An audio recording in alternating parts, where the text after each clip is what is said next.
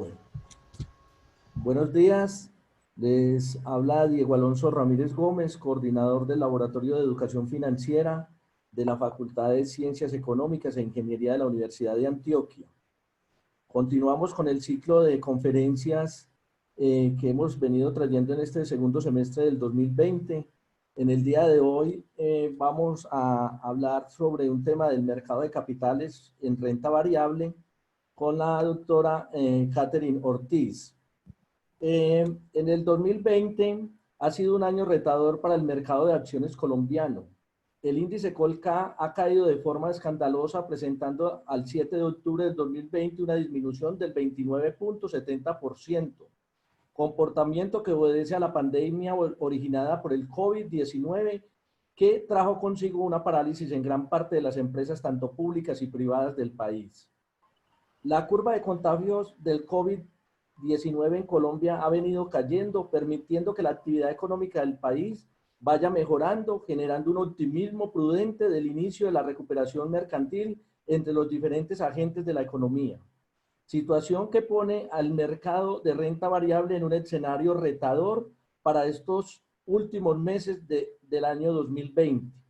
Deparándose un comportamiento diferente, pues se percibe un comportamiento contrario al que se traía como reactivación económica, bajas tasas de interés, mayor empleo y aumento de las expectativas de inflación que se alinean favorablemente para la valorización significativa de las acciones colombianas.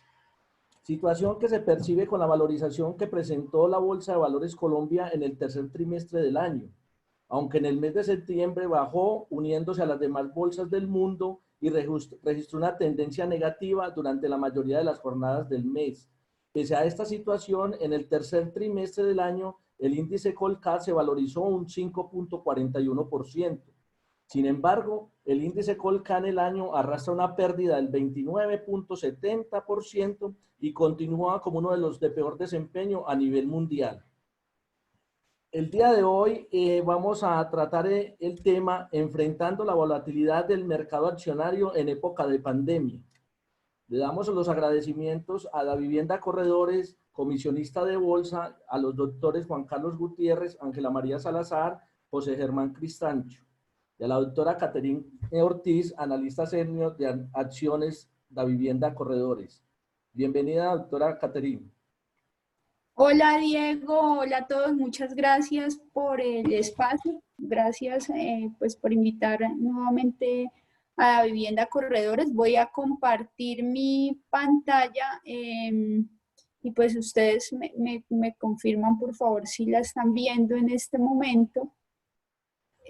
La idea de hoy, ya estás viendo mi pantalla, ¿está?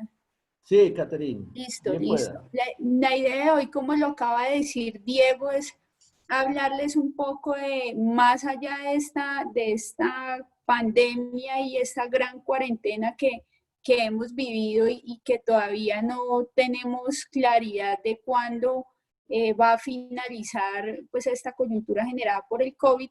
Es contarles un poco pues el contexto del mercado, qué estamos viendo nosotros para el mercado de acciones, pero sobre todo cómo consideramos nosotros que deberíamos prepararnos para tomar las decisiones de inversión tanto en este momento como hacia adelante, dados los grandes cambios que se están generando a raíz de esta coyuntura y que se están acelerando mucho más de lo que veníamos observando antes de que empezara pues toda esta coyuntura del COVID.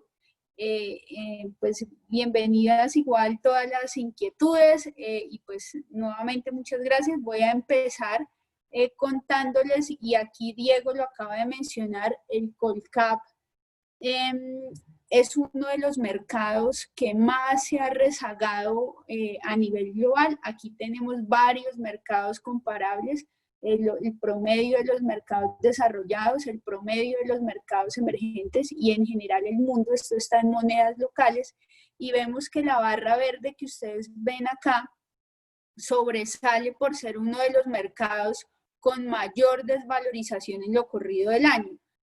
superando pues al resto de países de Latinoamérica, superando a los desarrollados y contrario a lo que ha venido sucediendo en otros mercados que si bien cayeron muchísimo apenas inició todo este contexto, como fue el caso de Estados Unidos o el mismo caso de China, hoy en estos países que también han sido muy golpeados, pues ya vemos que hay valorizaciones, se han recuperado y hoy están en terreno positivo. China está subiendo alrededor del 12%, Estados Unidos alrededor del 5%, y entonces vamos a entrar a hablar un poco de qué explica esto que está sucediendo para que ustedes tengan un contexto adicional. Cuando vemos por sectores el Colcap, encontramos varias cosas. Una, que los sectores defensivos, como son utilities o servicios públicos y el negocio de alimentos, pues han tenido un mejor comportamiento que el índice, y esto es normal porque son sectores por el lado de servicios públicos o de utilities que tienen unos ingresos mucho más estables, que si bien se ven en parte afectados por toda esta coyuntura, porque la demanda de energía, por ejemplo, también ha caído y demás, pues tienen un carácter regulado que les permite mantener una estabilidad mucho mayor en su generación de caja, y eso hace que sean sectores en los cuales las personas y los inversionistas busquen refugiarse un poco de la volatilidad. El sector de consumo también pues se ha comportado realmente bien en esta coyuntura.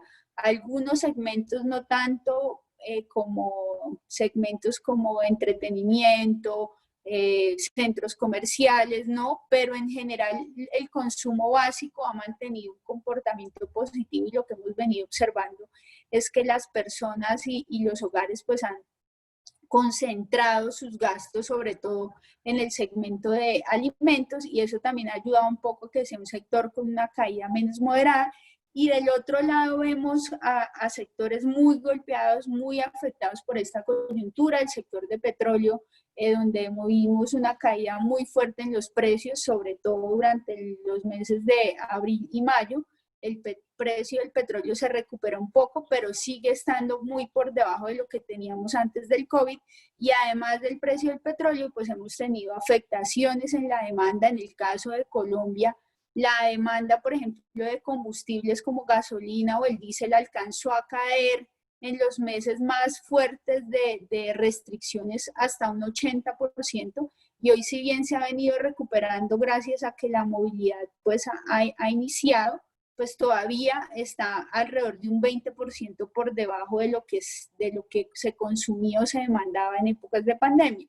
Lo mismo el sector de construcción, que se golpeó mucho pues por los cierres tan fuertes, se ha venido reactivando, pero tenemos todavía algún rezago. Y el sector financiero, que más adelante les voy a hablar igual más en detalle de esto, pero que ha estado pues muy afectado por ese riesgo de crédito que se genera con pues mayor tasa de desempleo, algunas quiebras o defaults por parte de algunas empresas, y empezamos entonces a ver un sector financiero que ha tenido una caída muy fuerte en sus utilidades, y estos son los sectores un poco más rezagados del Colcap. También lo vemos en las acciones, que es la gráfica que ustedes tienen acá al lado izquierdo, con un comportamiento muy similar, compañías que están en segmentos más defensivos menos golpeadas, y en la medida en que hay una mayor afectación, más golpeadas. ¿Qué tenemos? Y no voy a detenerme porque no es el objeto de esta conferencia hablar del tema macroeconómico, pero sí quisiera resaltar algunas cosas. Por un lado, tenemos un crecimiento económico pues que frente a lo que se esperaba antes de toda esta coyuntura es mucho menor. Antes de en enero, por ejemplo, el Fondo Monetario Internacional estaba esperando que Colombia tuviera un crecimiento del 3.5%. Su última publicación redujo ese pronóstico a menos 7.8%. Y algo que es muy importante, incluso más relevante que este mismo dato del 2020, y en lo cual todavía hay muchas incertidumbres, qué tan rápido se va a dar la recuperación, qué tan rápido se va a dar.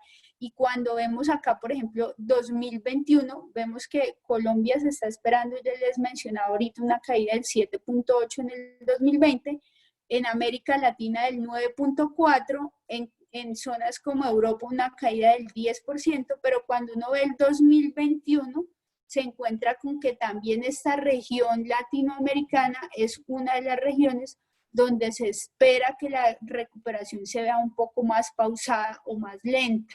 Y vemos, por ejemplo, que para el 2021 el crecimiento de Colombia estimado entre enero y junio no cambió mucho, 3.8 a 4%. ¿Eso qué significa?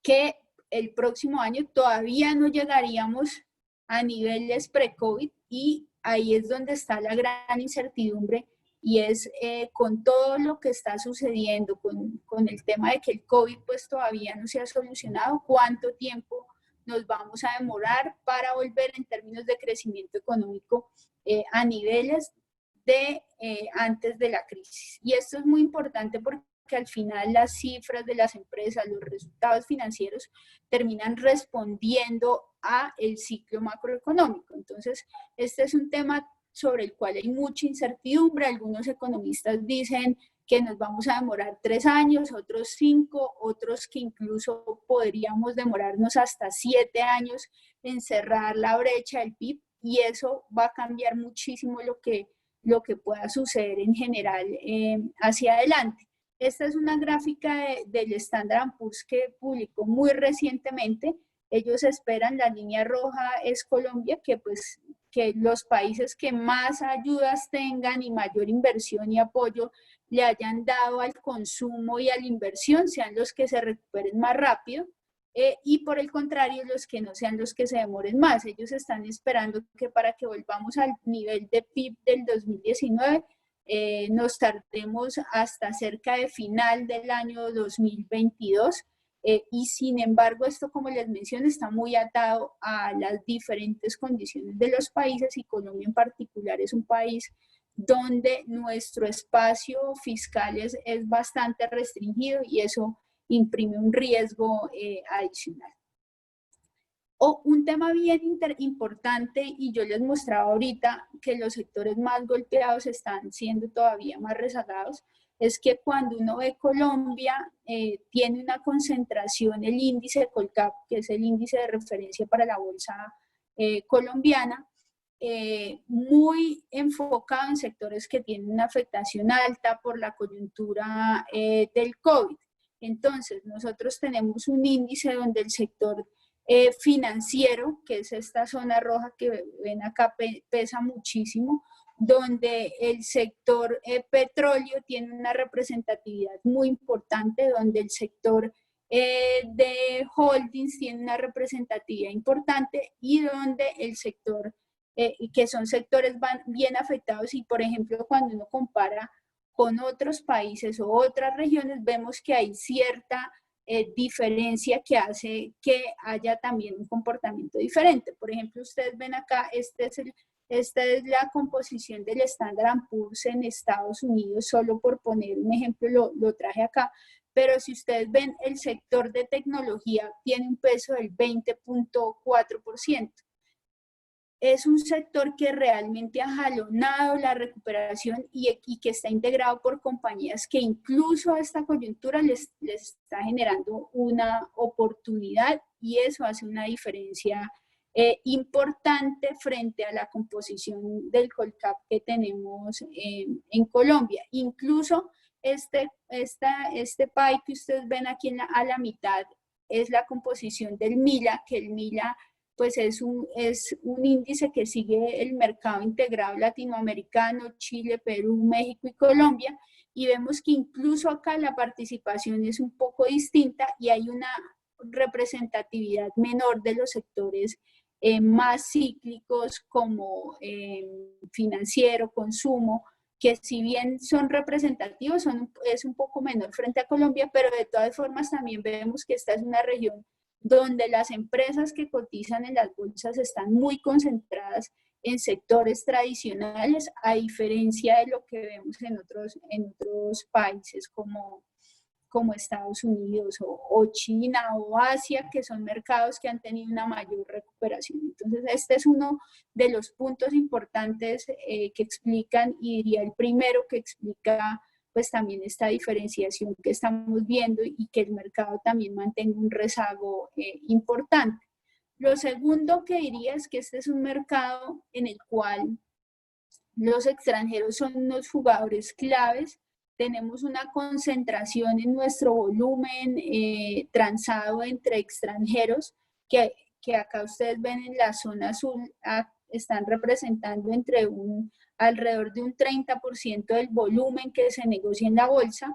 Los fondos de pensiones, que son esta zona gris que ustedes ven acá, alrededor de un 20%, y hay una zona verde acá que se ve que son sociedades comisionistas de bolsa, que es básicamente la creación de unidades de ETFs, índices, carteras indexadas al comportamiento del índice, donde sobre todo esa demanda ahí está representada también en los mismos fondos de pensiones. Entonces tenemos dos jugadores, y uno de estos, que es el más importante, que es los extranjeros, pues vienen desde hace un tiempo grande, incluso antes del COVID, pues comportándose como vendedores netos del mercado. Si ustedes ven acá la tabla inferior, pues desde hace bastante tiempo no vemos que los extranjeros sean compradores del mercado. La última vez que fueron compradores fue en septiembre del 2019 y fue con un monto muy bajito. Si ustedes ven acá,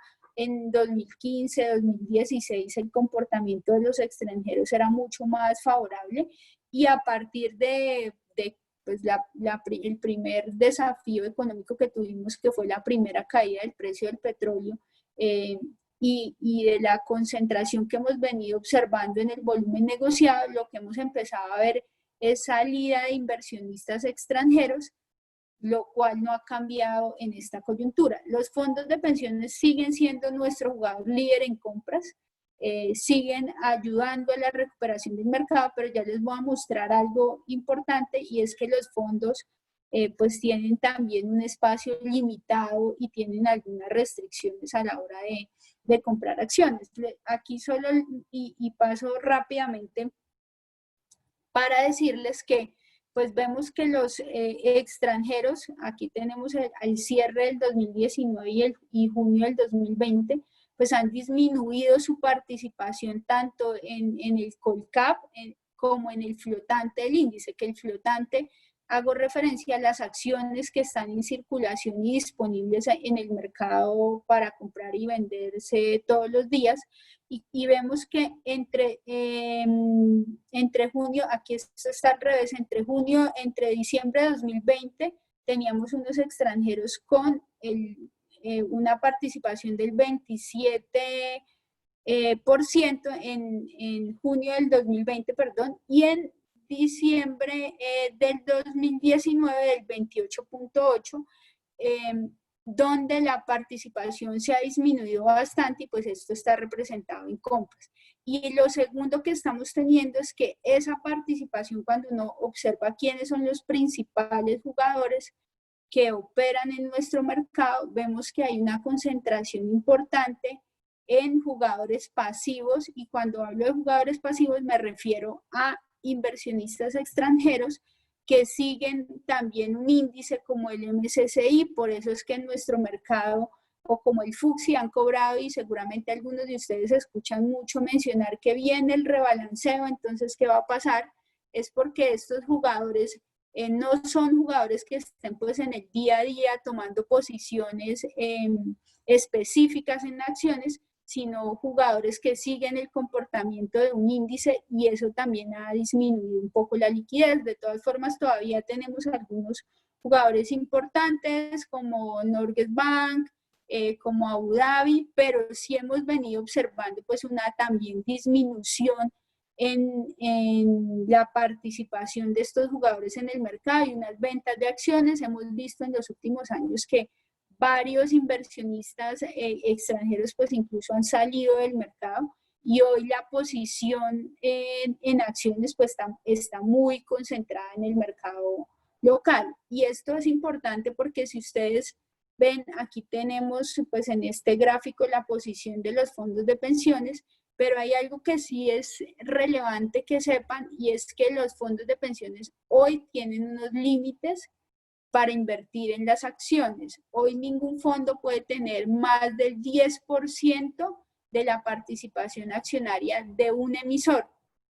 Y eso lleva a que, por ejemplo, Porvenir y Protección, que son los fondos más grandes en pensiones obligatorias, hoy tengan una participación pues muy cerca de ese límite en varios emisores. En Grupo Energía de Bogotá, miren que la participación de Porvenir es del 9.7%, en Bancolombia si sumamos la acción preferencial y la acción ordinaria, estamos hablando de niveles cercanos también al 10%.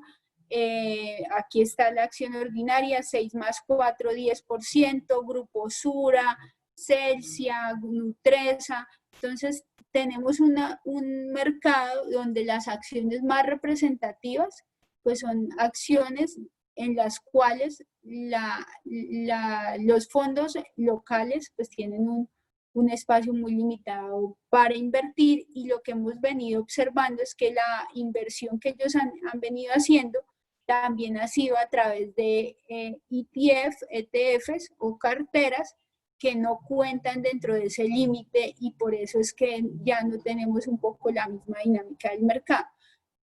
Les diría adicional, en estos días conocimos un documento sobre el cual el ministerio ya empieza, Ministerio de Hacienda hablo, que pues llevó a cabo algo que se llama la misión de mercado de capitales para que estudiara las dificultades que tenemos en los mercados colombianos y cómo tener un mercado más desarrollado. Ahí se hicieron una serie de recomendaciones. Recientemente ya el ministerio sacó un documento donde dice cómo iría avanzando hacia adelante pues en poner en práctica estas recomendaciones. Seguramente eso se va a tomar un tiempo más, pero eso haría también que con las medidas que se van a adoptar podamos tener de pronto un mercado mucho más dinámico. Se va a cambiar la forma de la regulación que hoy restringe que los fondos de pensiones puedan tener una mayor participación en el mercado, que tengan que estarse entre ellos comparando para mantener una participación similar. Eso va a cambiar y eso puede generar que la dinámica del mercado cambie un poco, pero por ahora lo que sí seguimos viendo pues es un mercado muy restringido, donde los extranjeros todavía pues no han cambiado su posición neta vendedora, y es algo que por lo menos por ahora no se ve tan fácil de que cambie o que suceda. Estamos en este momento nosotros muy atentos a un tema que pues no es tampoco en el que me voy a extender hoy, y es el tema de las elecciones en Estados Unidos, porque seguramente para los mercados como el nuestro, el mercado de Estados Unidos, cambia mucho el efecto si el próximo presidente de los Estados Unidos sigue siendo Donald Trump o si gana Joe Biden, porque los dos tienen una serie de políticas bien distintas, y en el caso de que Joe Biden ganara las elecciones presidenciales en Estados Unidos, pues nosotros consideramos que sería un escenario mucho más positivo para los mercados emergentes. Entonces, en el corto plazo tenemos estas restricciones de liquidez y también un mercado que está muy preocupado y atento, diría más bien atento a lo que pueda suceder con las elecciones en Estados Unidos. Ya saliéndome de este contexto y entrando en materia en lo que nosotros creemos que uno debería tener en cuenta a la hora de tomar decisiones de inversión en acciones hacia adelante, y voy a dividir esa sección en dos partes, una un poco más estructural para determinar qué empresas escoger, y otra un poco más de hablarles de los sectores y la coyuntura actualmente. Empezaré por el tema más estructural y ahí les diría lo siguiente. Lo primero es que esta coyuntura aceleró unas tendencias que ya veníamos empezando a ver en los mercados, pero que con el COVID empezaron a darse esos cambios mucho más rápido y tenemos que estar muy atentos de invertir en compañías que estén a la vanguardia de lo que significan estas grandes tendencias que al fin y al cabo son las que van a redefinir el futuro post pandemia. Lo primero es el tema de la digitalización. El segundo tema está relacionado con algo que pues ahora está, y seguramente algunos de ustedes lo han escuchado, que es el tema de inversiones responsables y sostenibles, algo que todo el tiempo escuchamos como ESG. Y el tercero es el tema de la transición energética. Voy a empezar con la digitalización, y es que estamos viendo un entorno financiero, y esto es sobre todo muy importante para el sector financiero, donde hemos visto una revolución bastante grande pues en lo que está sucediendo, y es que han empezado a surgir una serie de emprendimientos enfocados en avances tecnológicos para ofrecer los servicios financieros que hoy tradicionalmente nosotros conocemos de una forma distinta, y ahí han empezado a surgir nuevos modelos de negocio como las fintech, que son empresas de tecnología para prestar servicios financieros, los neobancos, que ahí les doy como referencia a Nequi, que es el banco de Bancolombia, o muchos seguramente ya han escuchado que recientemente llegó a Colombia Nubank, que es un banco pues que es totalmente digital, que inició en Brasil. David Plata, seguramente también lo han escuchado, pero también hay otros jugadores, los Big Tech, que es ese reto de que las grandes empresas del sector tecnológico como Facebook, Amazon, Google empiezan a prestar servicios financieros, y así un ecosistema súper grande que empieza a darle una revolución total a lo que hoy conocemos tradicionalmente en el sector financiero. Aquí llamaría la atención en este gráfico que ustedes ven al lado derecho, donde Colombia aparece en un puesto muy relevante a nivel global en términos de adopción de empresas fintech. Estamos en el 5º puesto en adopción. Eso significa que tenemos un ecosistema donde la oferta y la competencia va a ser muchísimo más fuerte, y aquí es muy importante tener en cuenta que debemos estar enfocando nuestras inversiones o nuestras decisiones de inversión en empresas que estén muy a la vanguardia de esta adopción de las fintech. Y además de esto cambia totalmente pues, la industria financiera, o empieza a cambiar totalmente la industria financiera como hoy la conocemos, porque tenemos pues una serie de jugadores que empiezan a ofrecer servicios gratuitos que antes no teníamos, tarjetas de crédito sin cuota de manejo, cuentas sin cobros por transacciones, sin comisiones, y esto entonces se convierte en un gran reto para los bancos en Colombia, uno de los sectores más importantes actualmente para el índice Colcap. Aquí solo como referencia, este es un tema que está creciendo en Colombia y en el mundo.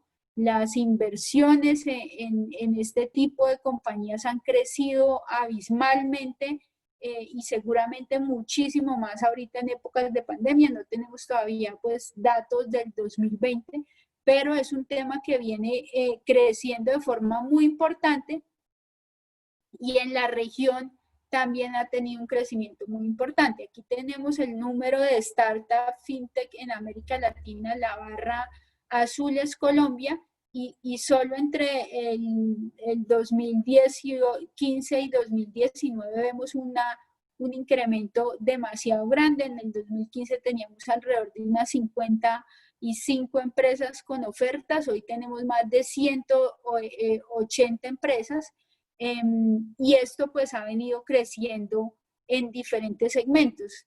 Ofertas en préstamos a personas, en remesas, en banca digital, lo que ustedes se imaginen, y al final este incremento pues viene impulsado por un crecimiento muy fuerte en los préstamos a personas naturales, que pues históricamente han carecido de ese acceso al sistema financiero y al crédito, o de un crecimiento muy importante en personas muy jóvenes que apenas están haciendo su incursión al sistema financiero como tal.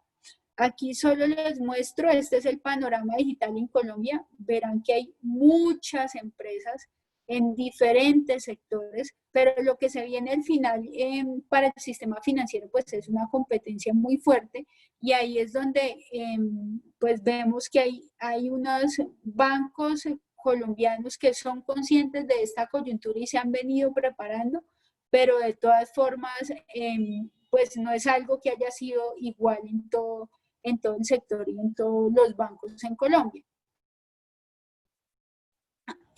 Aquí agregaría, y solo les muestro así rápidamente, todos se han venido preparando, unos más que otros. Yo resaltaría igual el comportamiento de Bancolombia Vivienda con Nequi y con DaviPlata, que los invito pues a ustedes a que conozcan y hagan uso de estas plataformas. Son plataformas que han venido revolucionando y poniéndose muy al tono de las grandes tendencias que estamos viendo pues en los mercados. Y del otro lado hay algunos bancos un poco más rezagados, como los bancos del Grupo Aval, que hasta ahora están empezando a ofrecer algunas nuevas propuestas. Recientemente Grupo Aval lanzó una iniciativa que se llama Dale, que es un banco, también neobanco, muy similar a la oferta de servicios que hoy tiene Nequi, pero que al final lo que vemos es que mientras, por ejemplo, Bancolombia y Davivienda llevan 5 o 10 años pues haciendo este proceso de transformación, si vemos aquí a Grupo Aval un poco más rezagado en esa tendencia, aunque ahora recientemente ha empezado a hacer unos esfuerzos muchísimo mayores. Eso por el lado de digitalización. En el tema de ESG, es un tema que en Colombia todavía no vemos muy marcado, pero que a nivel regional ha tomado muchísima relevancia. Hoy vemos que cada vez más, y nosotros cuando tenemos llamadas o conversaciones con inversionistas extranjeros, vemos que cada vez más toma relevancia preguntas que antes no se hacían, como cuál es la composición de la junta directiva de esa empresa, qué tipo ha tenido investigaciones o no ha tenido investigaciones, qué tipo de oferta tiene para sus empleados, cómo está desde el punto de vista social. Es un tema que ha tomado muchísima relevancia, porque antes normalmente los inversionistas solo mirábamos cómo está la rentabilidad, el ROE de esta compañía. Hoy los inversionistas están evaluando muchísimo más cómo las organizaciones empiezan a gestionar los riesgos y las oportunidades asociadas a estos temas. Y les explico solo rápidamente qué es este tema de la inversión en responsable. Básicamente consiste en incorporar tres segmentos dentro de las decisiones de inversión, evaluar factores dentro de estos tres segmentos. El segmento del medio ambiente, temas como el efecto de cambio climático sobre esta compañía, la eficiencia energética, qué tantas emisiones de CO2 tiene. Hoy estamos hablando, y de hecho si ustedes escuchan al viceministro técnico de Hacienda o al ministro de Hacienda, se habla mucho de que en una eventual reforma tributaria iría muy atada a impuestos que castiguen empresas que estén rezagadas en temas climáticos, que se empiece a gravar con mayores impuestos a empresas que tengan emisiones de CO2 muy altas.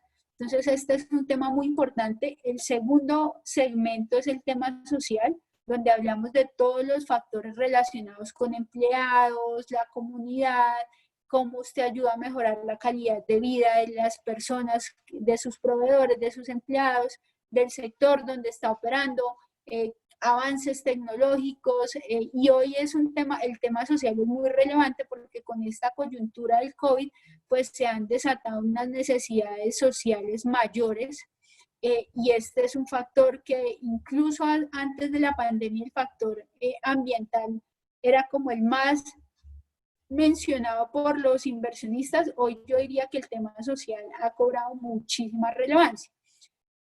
Y por último, el otro tema que hay que tener en cuenta y que incluye estos factores de ESG es el relacionado con gobierno corporativo. Y ahí mencionaría, y es lo que siempre pues uno como inversionista debe preguntarse, y es si yo debería invertir en una refinería que se preocupa cero por el cambio climático, debería invertir en una empresa que tiene un historial de investigaciones por corrupción, por sobornos, etcétera, etcétera, y que se le hayan comprobado. Al final, todos estos factores lo que se traducen es en unos riesgos que en algún momento se van a materializar en el valor de las compañías. Entonces, hoy los inversionistas están más preocupados por cómo estas empresas están tomando decisiones en estos aspectos. Y mencionaría también en el tema del gobierno la importancia de la junta directiva, del dueño. En Colombia hemos visto muchos casos atados a esto. Ejemplo, cuando Grupo Energía de Bogotá, su precio se redujo a cerca de 700 pesos en la época en la que Gustavo Petro fue alcalde, y anunció que iba a hacer unos cambios en la compañía que no eran realmente favorables para su desempeño financiero futuro. Esto ha venido cambiando, por ejemplo, y cuando el distrito quiso vender su participación en Grupo Energía Bogotá, lo primero que le dijeron los inversionistas es qué garantías nos da a nosotros para invertir en su compañía en términos de gobierno corporativo. Se hizo toda una reforma a la estructura del gobierno corporativo del Grupo Energía de Bogotá, y hoy hay unos derechos, un proceso que deben seguir los inversionistas para tomar ciertas decisiones.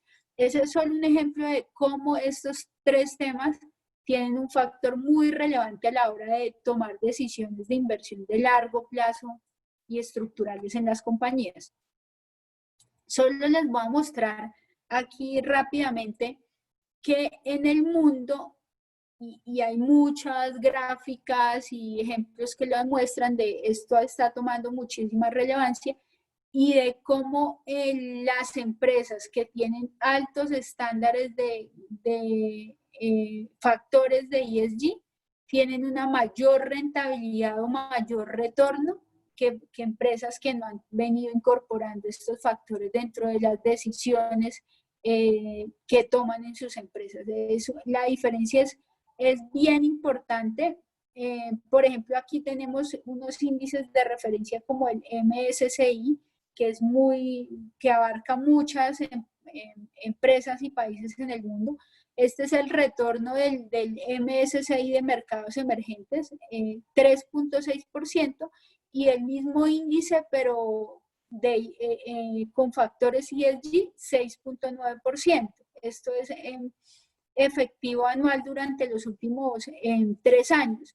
Y ustedes encontrarán que en general la diferencia es bien importante, y estamos hablando de una diferencia que puede ser de entre el 50 y el 100% en el retorno entre invertir en empresas con mayores estándares de sostenibilidad que otras.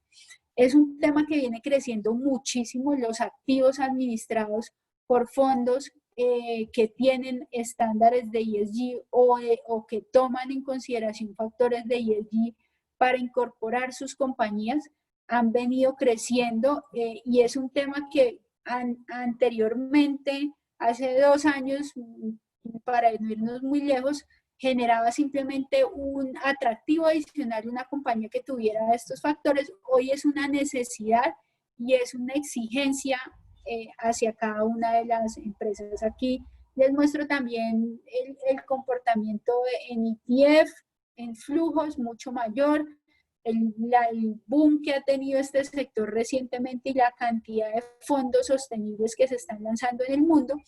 Y yo diría que con el COVID esta tendencia se ha acelerado muchísimo más, y cada vez los inversionistas van a ser mucho más juiciosos a la hora de revisar sus compañías, no solo por si sus cifras financieras van a mejorar o no, sino si hay riesgos que puedan desatarse por el no tener en cuenta factores de ESG en las decisiones de inversión que toman las empresas. Colombia realmente no es un país que esté mal en ese sentido. Tenemos algunas empresas que hoy hacen parte de índices importantes en esta región latinoamericana. El principal jugador que evalúa empresas en ESG es el Dow Jones de sostenibilidad, que es administrado por el Standard & Poor's. Hoy ahí tenemos varias empresas colombianas, ya les voy a mostrar que hacen parte de estos índices de sostenibilidad, y vemos que, por ejemplo, en los resultados totales, Colombia tiene un puntaje mucho mayor que algunos países de la región, y en ese sentido creemos que pues estamos preparados, aunque eso todavía lo estamos viendo sobre todo en las grandes corporaciones, y no vemos pues que sea algo, una adopción generalizada que se esté dando en el mercado local en su totalidad. Aquí, por ejemplo, les muestro en el Dow Jones qué empresas están. Hay tres índices: el mundial, el de mercados emergentes y el de la Alianza Pacífico. Vemos que las principales empresas concentradas en estos índices pues son empresas incluso de allá de Antioquia. Todo el grupo empresarial antioqueño está haciendo un esfuerzo muy grande y lidera el ranking de ESG de las empresas colombianas: Grupo Sura, Bancolombia, Grupo Argos, Nutresa. Del otro lado tenemos empresas como Grupo Energía de Bogotá, que también tiene pues unas muy buenas métricas en estándares de ESG que ha venido mejorando incluso recientemente. Da Vivienda, ISA, Éxito y Celsia.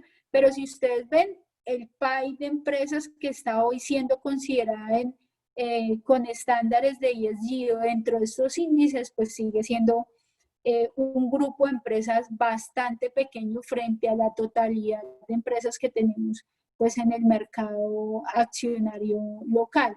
Aquí destacaría que Grupo Argos es líder en el sector a nivel global, está en el ranking del Dow Jones mundial, es la empresa con número 1 en puntaje en su sector, y que es un sector que es bien retador porque pues tiene inversiones en el sector cementero, donde es un sector que, por ejemplo, en temas de medio ambiente tradicionalmente ha tenido unas emisiones de CO2 bastante altas.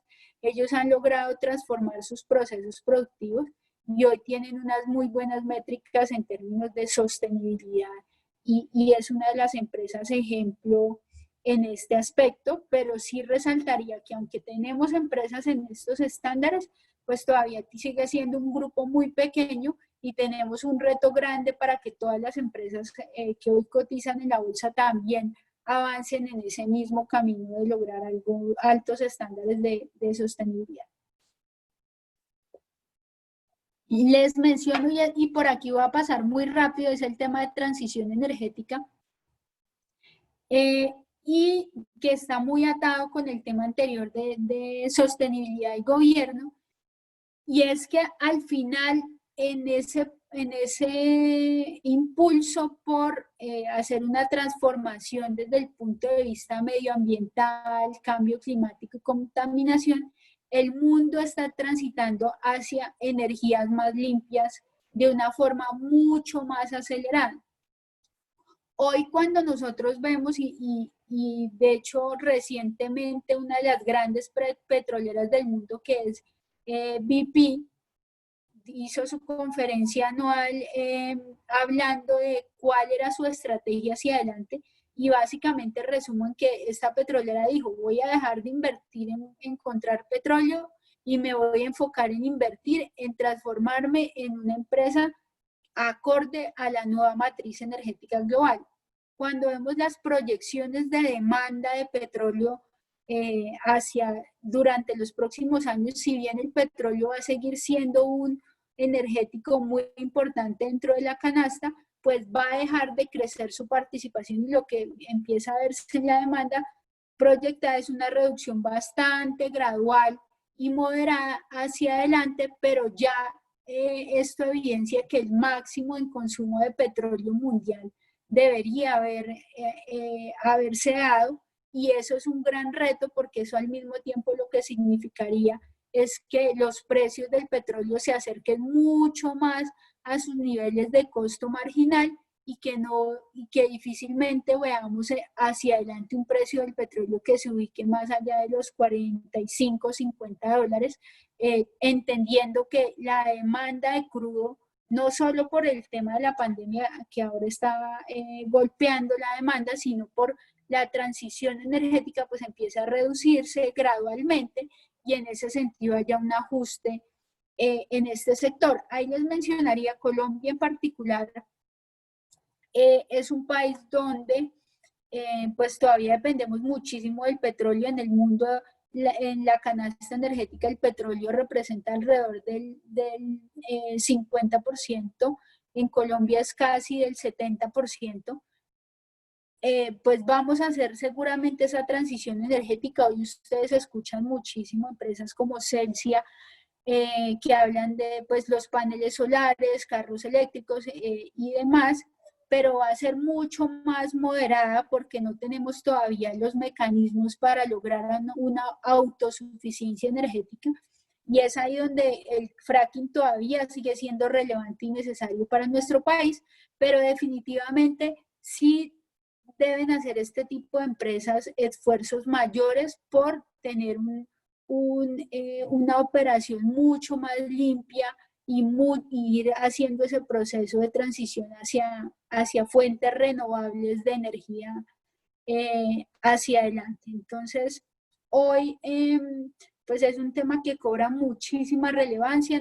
Yo creo y nosotros creemos que las empresas en Colombia están haciendo la tarea. Vemos a un Celsia muy atado a hacer esa transformación en su matriz energética. ISA ya está empezando con el tema de baterías y métodos de almacenamiento no tradicionales. Grupo Energía de Bogotá también viene desarrollando todas las líneas de transmisión para estas fuentes no renovables, no convencionales de generación energética. Tenemos unas compañías bastante preparadas en este sentido, pero pues va a ser un reto también muy grande porque seguramente muchos más de nosotros en unos años vamos a tener nuestra fuente de autogeneración, nuestro panel solar, no vamos a tener la necesidad de estar todo el día conectados a una red eléctrica pues tradicional, sino que vamos a poder autogenerar nuestra energía, consumir de una forma más sostenible, y esto se imprime un cambio total al negocio energético como lo conocemos. Entonces, esos tres temas, el tema de digitalización, el tema de inversión responsable y sostenible y el tema de transición energética, definitivamente son temas que debemos revisar a la hora de tomar decisiones de inversión en una compañía. ¿Cómo está esta compañía avanzando en temas de digitalización? Sobre todo en el caso del sector financiero, hablo de pensiones, seguros y bancario. ¿Cómo está esta compañía en términos de factores de ESG, de sostenibilidad?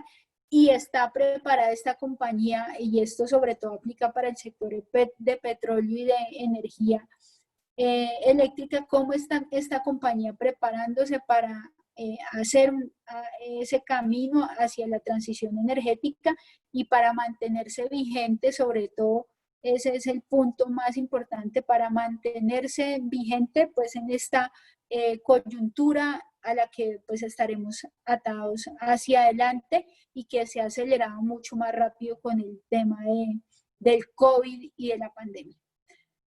Ya entrando a un tema mucho más de mercado y de qué puede pasar y cómo puede ser la recuperación del mercado accionario colombiano, empezaría por esta gráfica. Nosotros, igual les adelanto para los que no conocen, en Da Vivienda Corredores, todos los años publicamos un informe que se llama El Libro. En ese informe o en ese documento, que realmente es un libro, publicamos todas nuestras proyecciones, tanto macroeconómicas como de precios objetivos, de utilidades para las compañías. Eso lo vamos a publicar a inicios del mes de noviembre. Los invito pues a que se suscriban y accedan a esta información. Entonces, les hago ese asterisco porque estamos trabajando en ese documento y seguramente algunas de estas estimaciones pueden variar un poco, pero empezaría acá diciéndoles que pues definitivamente la afectación del COVID para nuestro mercado ha sido enorme. Nosotros estimamos que la caída en utilidades por acción para el índice Colcap este año sea del 44% y la recuperación empieza el próximo año, pero si ustedes ven sería una recuperación moderada, estaríamos hablando de un crecimiento en las utilidades del 20%, que todavía está muy lejos de ser el nivel de generación de utilidades que teníamos en el 2019. Y solo hasta el 2022 nosotros creemos que podríamos tener unos niveles de generación de utilidades que se acerquen a los que teníamos en el 2019. Esto es bien importante porque eso significa que no tan rápido vamos a volver a ver los índices, el índice Colcap en los niveles que teníamos antes del COVID. O sea, no nosotros no esperamos que la recuperación sea acelerada, pero sí esperamos que vaya a ser una recuperación paulatina al ritmo en que se dé también la recuperación y la generación de utilidades de las compañías. Entonces, ahí resaltaría pues este tema muy importante. Lo segundo, les diría, en épocas de crisis siempre, históricamente, se generan desviaciones temporales de las utilidades versus a la capacidad que tiene una empresa de generar utilidades.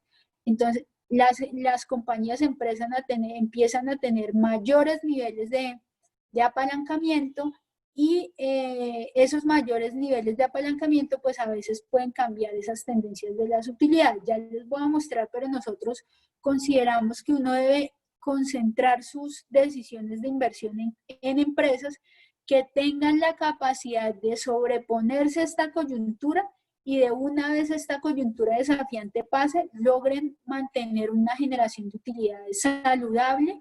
¿Y por qué las utilidades? Porque con las utilidades es que se reparten dividendos y se transfiere valor a los inversionistas. Entonces, este es el primer tema sobre el cual quisiera llamarles la atención.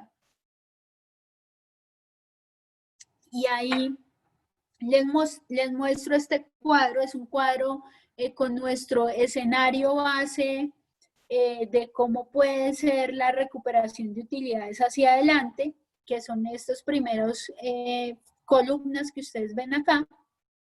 Después hay una columna azul que está teniendo en cuenta cómo podría ser ese nivel de generación de utilidades con el que queden las compañías en un periodo ya más normalizado.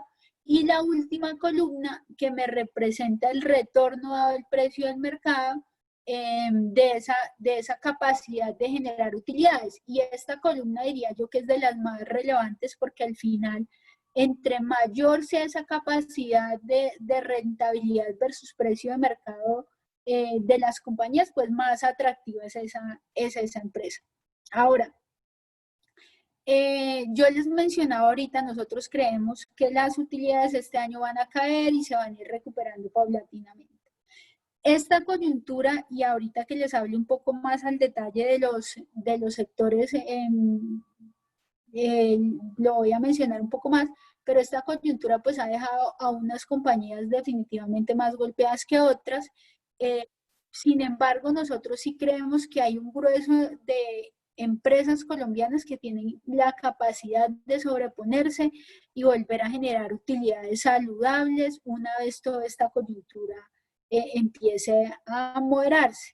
Es el caso de los bancos. Los bancos, yo les decía, el Colcap está muy concentrado en sectores muy afectados. Los bancos son uno de los sectores más afectados por esta crisis, porque lo que sucede con una crisis es que empieza a aumentar la tasa de desempleo. Cuando despiden a una persona, esta no puede pagar su crédito, y cuando no puede pagar su crédito, pues esto origina una provisión o un castigo de la cartera que incrementa los gastos en los bancos y reduce las utilidades. Eso es lo que ha venido pasando.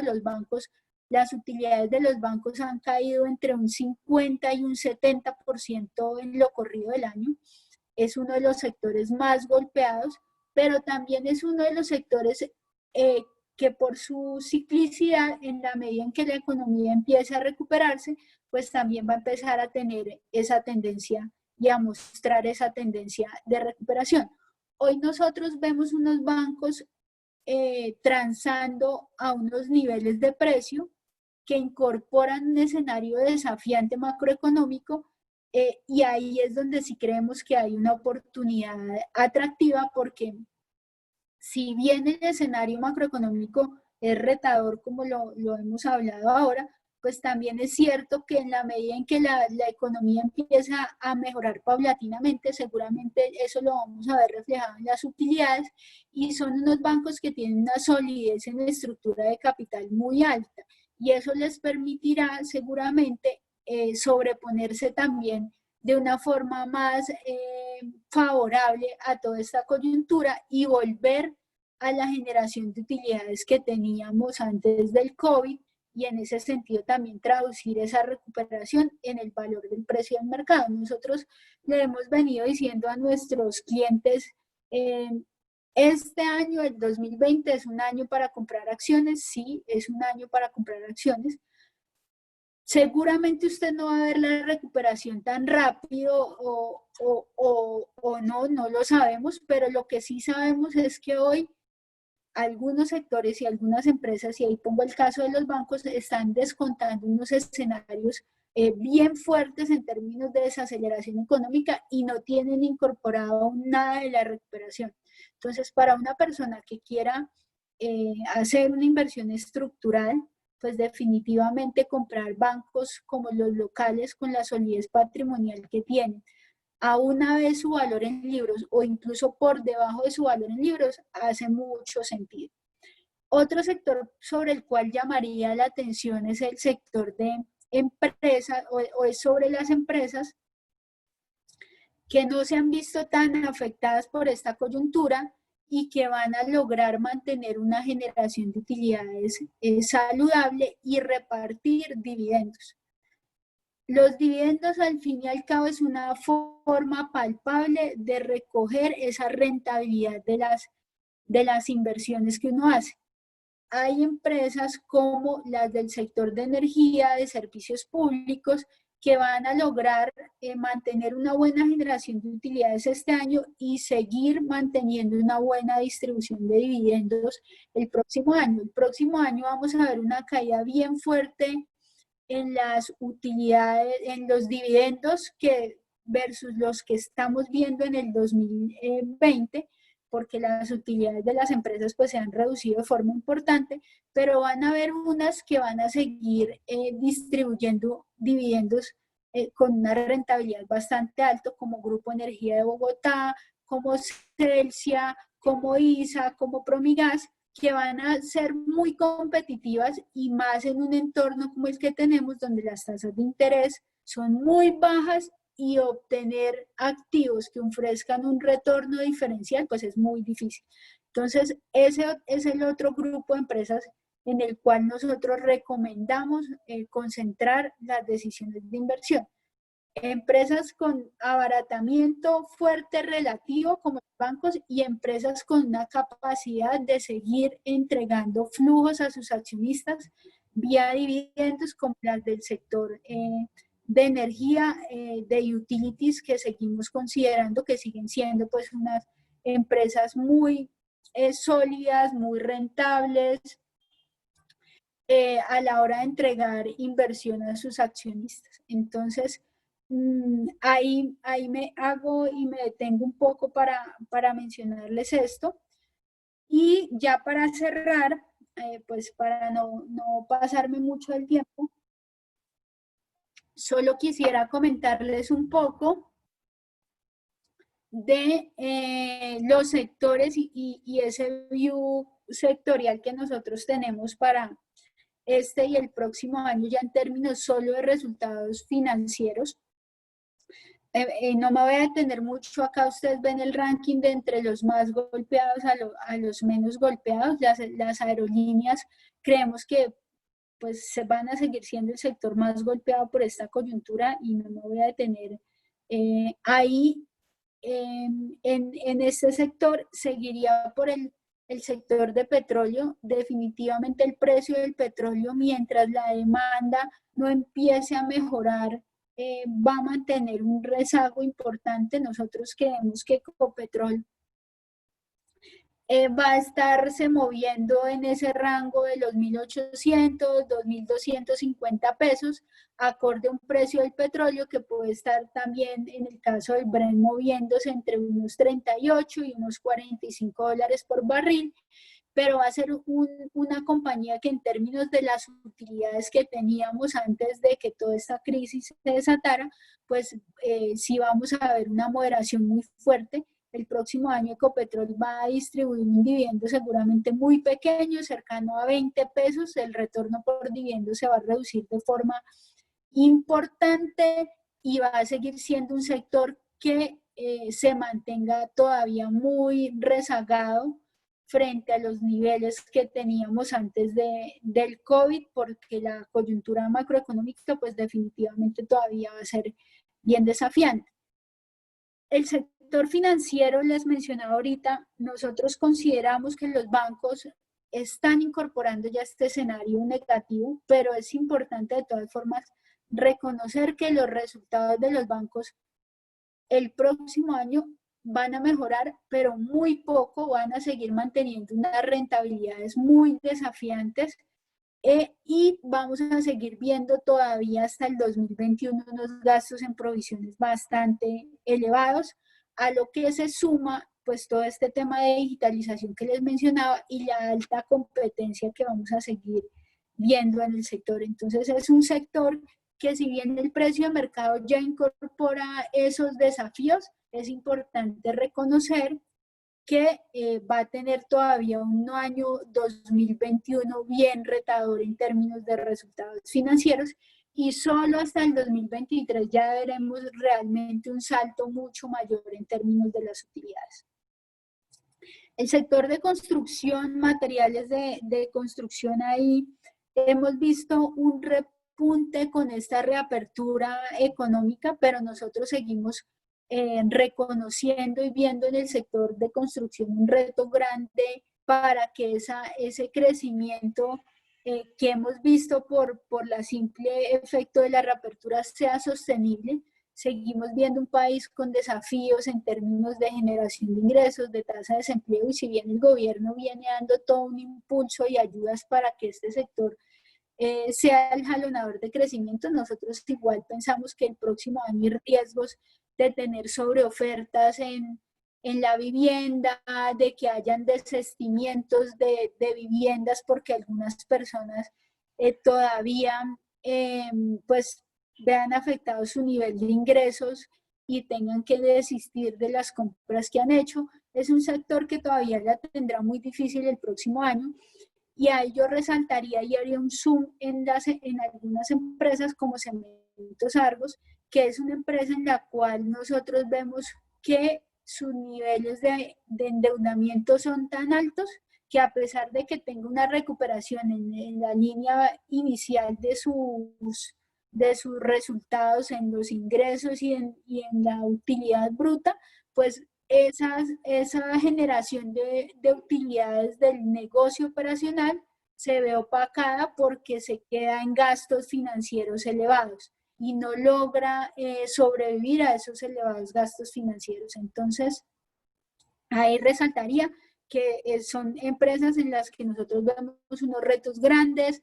En el caso del Grupo Argos, en el segmento de infraestructura y de construcción, por el lado de las carreteras sí creemos que va a haber una recuperación, pero en el ámbito de los aeropuertos el escenario es muy retador y no vemos que ahí vaya a haber una mayor agregación de valor para el próximo año por parte de los inversionistas, de la compañía, en términos de utilidades a los inversionistas. En el negocio inmobiliario vemos un entorno más bien neutral. Seguimos viendo que los niveles de vacancia pues se han venido incrementando, pero ya para el próximo año no creemos que vaya a haber una afectación mucho mayor. Es un sector que sin duda se ha visto golpeado y de pronto el tema de oficinas va a seguir teniendo un reto importante, pero que en la medida en que la reapertura se ha venido materializando, también hemos evidenciado una recuperación.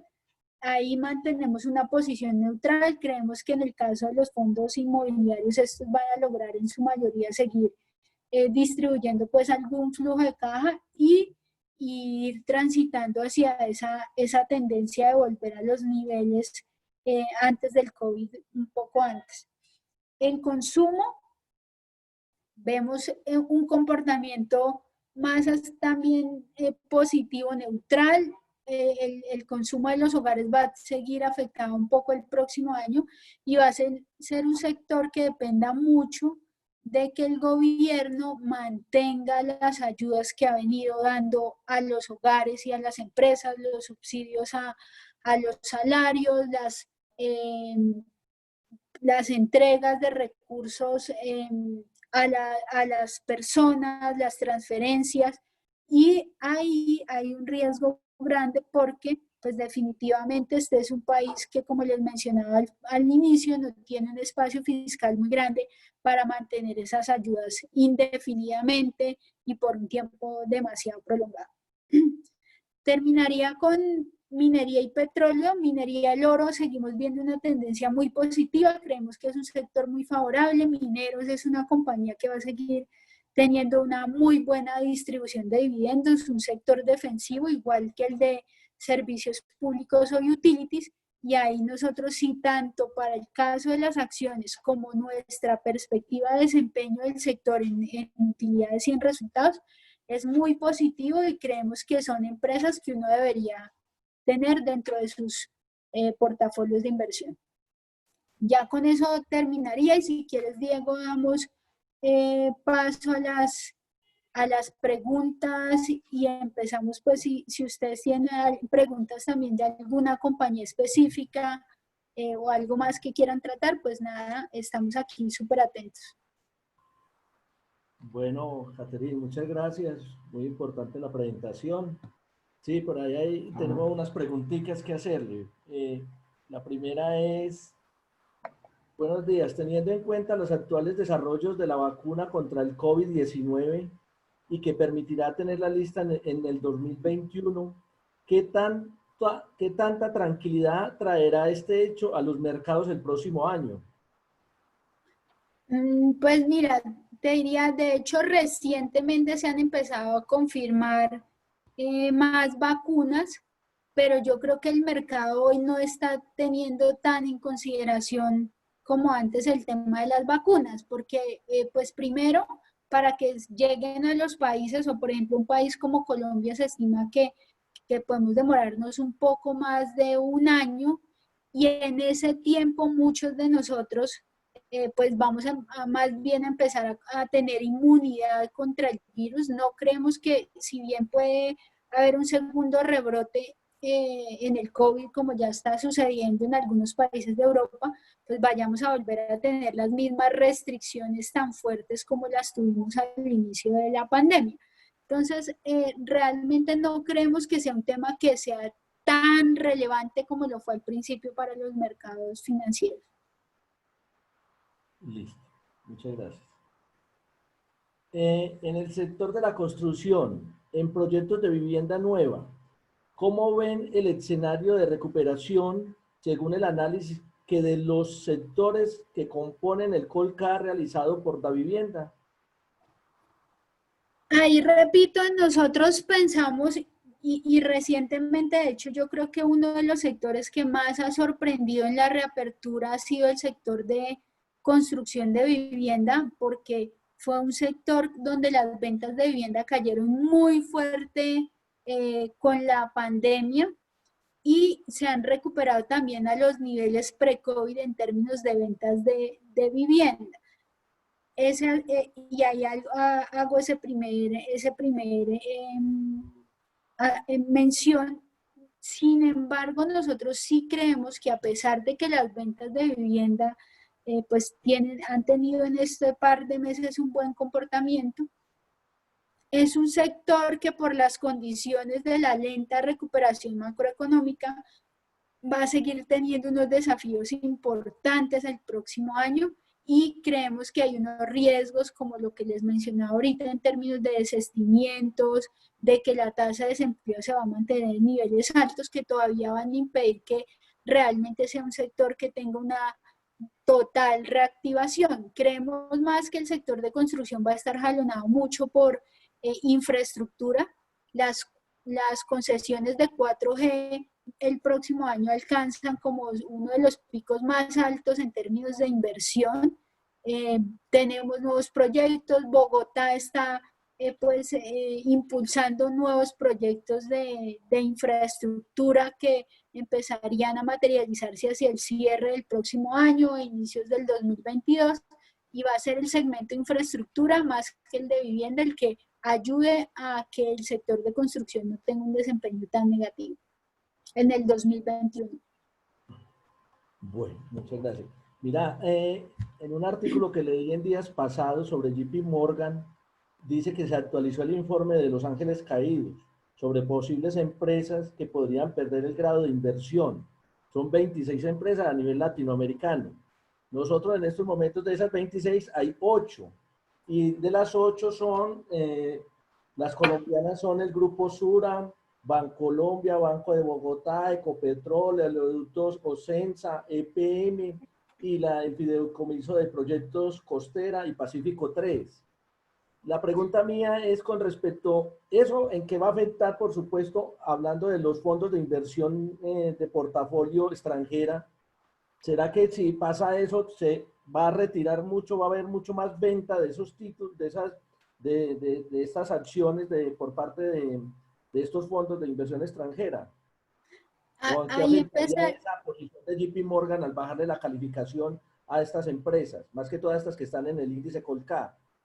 Ahí empezaría diciéndote porque definitivamente es un riesgo grande que tenemos para el próximo año. Hoy yo creo que en general los que estamos en este mundo financiero somos conscientes de que el riesgo de que Colombia se le reduzca su calificación es muy alto y esa reducción de calificación del país, del soberano, es la que explica que muchas empresas hoy puedan perder su grado de inversión. Recordemos que cuando una calificadora toma decisiones de inversión, hace un análisis en el que una de las cosas que prima muchísimo es cuál es la calificación soberana del país al cual hace parte esa empresa. Entonces, ya, el informe que mencionas, pues prevé que eso pueda suceder porque estas empresas, porque a Colombia podría reducírsele la calificación y eso se ve traducido a las empresas colombianas también en una menor calificación. Ahora, dicho esto,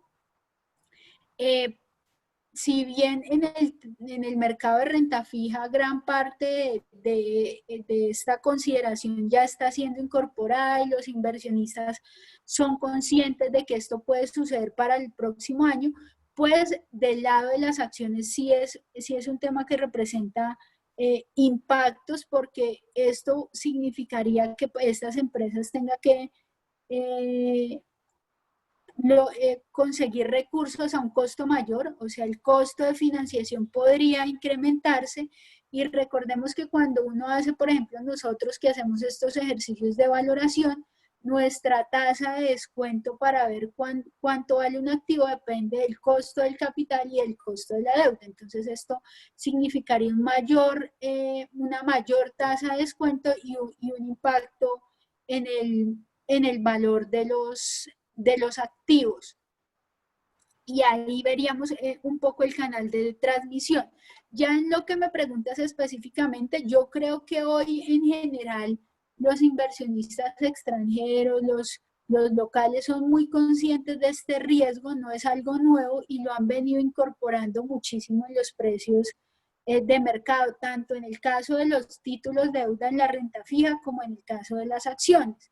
Entonces, si bien es algo que puede tener un efecto, no sería tan grande como si fuera algo supremamente sorpresivo. Ya. Mira que, gracias. En la diapositiva de desviaciones temporales de la tendencia de generación de utilidades que mostraste, donde están todas las empresas generando cuáles son las proyecciones de los dividendos, las rentabilidades, todo esto. Yo quisiera saber, y también pues el público, por supuesto, qué acciones, qué hay empresas, perdón, ustedes toman en cuenta en estos momentos para sobreponderar, subponderar o estar neutras, para tomar decisiones nosotros como inversionistas. Porque yo veo que todos los días que sale cómo quedó el mercado a las 5 de la tarde que nos envían el informe de la vivienda corredores, ahí está pues el precio objetivo de la acción a diciembre y todas estas cosas, pero yo creo que esto va de la mano también con esas utilidades y todas estas cosas para saber para dónde va la empresa. Y cuando ustedes hablan de sobreponderar es porque vamos a poder sacar de nuestro portafolio algunas empresas que no están generando esas rentabilidades y llevarlas allá a una parte de esas inversiones, llevarla, por ejemplo, a las que están sobreponderadas. ¿Cuáles empresas podrían ser en estos momentos esas? Mira, nosotros consideramos, como les mencioné ahí, que los sectores o acciones para sobreponderar son los bancos. Ahí creemos que hay un atractivo potencial de valorización, sobre todo porque están muy golpeados por la coyuntura macroeconómica. Ahí nosotros recomendamos Grupo Aval y Bancolombia.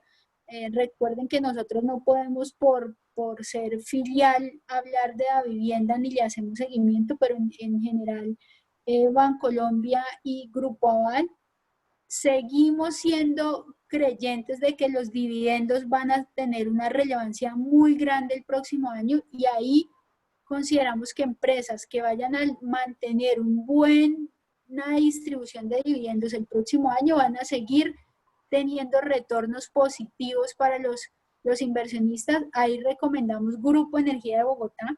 Grupo Energía de Bogotá es una empresa que solo por dividendos el próximo año puede representar un retorno de entre el 5, el 6%, solo por dividendos. Y si a eso le sumas una valorización de otro 5%, 4%, ya estarías más del 10% en un escenario muy conservador, en una empresa que tiene pues involucrada en un sector defensivo, sin mayores riesgos macroeconómicos. No es que no existan, no quiero hacer esa aclaración, pero no son del tamaño de los riesgos de un sector como la construcción o petróleo. Entonces son sectores de mucho menor riesgo y que comparativamente con las tasas de interés que se están ofreciendo hoy en el mercado de renta fija, pues tienen un atractivo bastante alto. Entonces, Grupo Energía de Bogotá, Celsia también creemos que va a lograr mantener una muy buena distribución de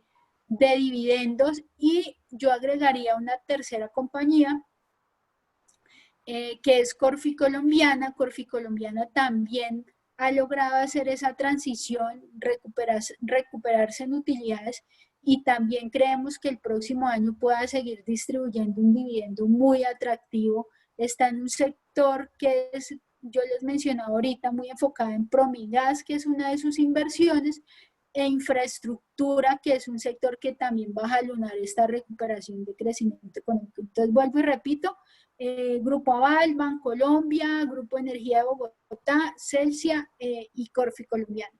Serían las acciones en las que nosotros recomendaríamos pues estar invertidos hacia adelante.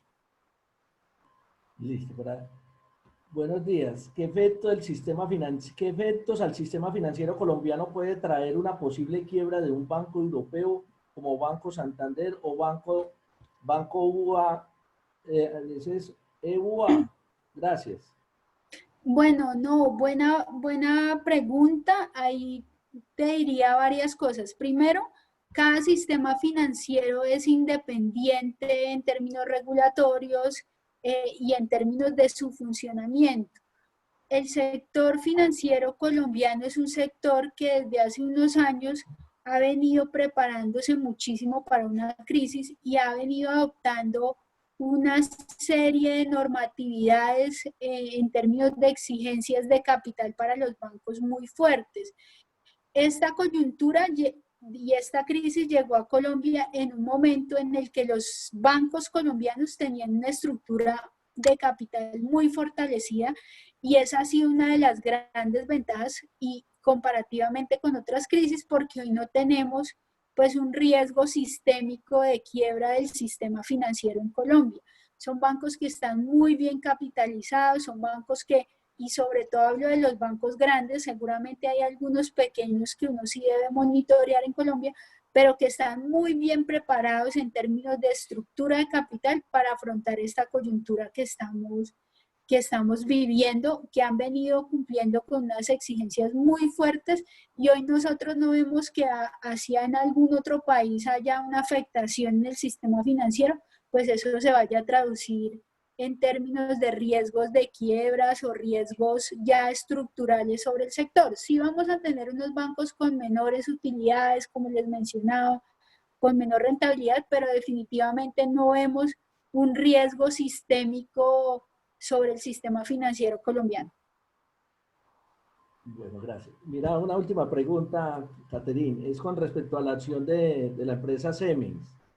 Esa empresa, pues usted sabe que es una empresa que tiene una gran deuda en dólares, una estructura financiera bien alta, pero yo he visto en estos últimos días que ha estado como valorizándose la acción y eso es debido a qué, porque pues la estructura sigue comportándose la misma deuda en dólares y el dólar también ha estado en precios, pues, en tasas muy altas todavía, porque estamos viendo un precio del dólar de 3.800, 3.830.